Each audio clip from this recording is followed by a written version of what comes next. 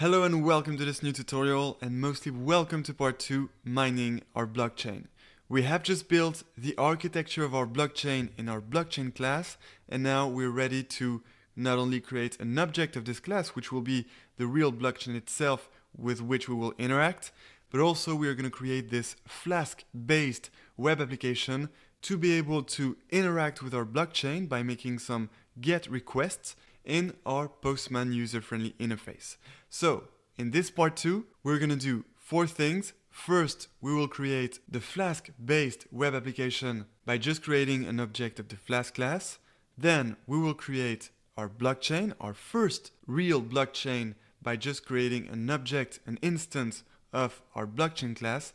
And then, we will make a first GET request to mine a block in our blockchain by solving the proof of work problem. And then eventually we'll make another GET request to get the whole chain. And in today's tutorial, we are just going to create the web app and create the blockchain because it's going to be very quick and easy in just 2 short lines of code. So let's start by creating the web app.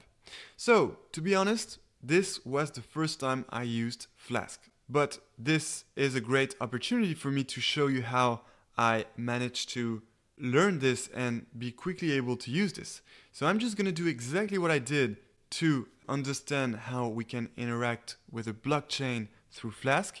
And therefore, let's just go back in time like it was 1 month ago when I first discovered Flask.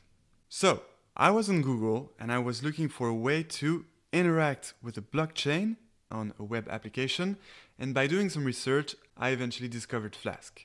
And therefore, in my Google Navigator, well, I just type simply Flask documentation or even quick start because I needed a quick start. This was my first step. And there we go. I just clicked on the first link here to get a quick start on Flask.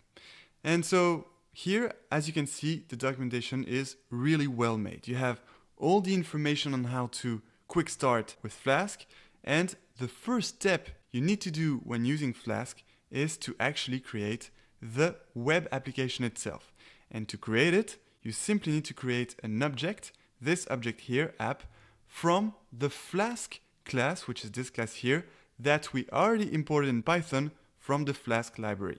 And here you have some more details. For example, they explain you why you have to input a name like that here. It's because you are using a single module. And then you have some more explanations.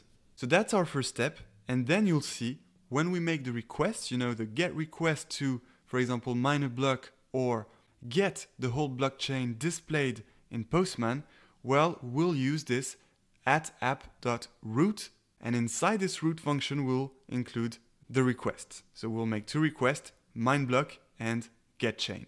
You'll see that will happen in the next tutorials. But anyway, the only thing we need to do now to start with Flask is just take this line because we already included this line at the beginning of our blockchain Python file. We only need to take this to create our Flask-based web application. So let's just copy this and let's go back to Python to create our Flask web app.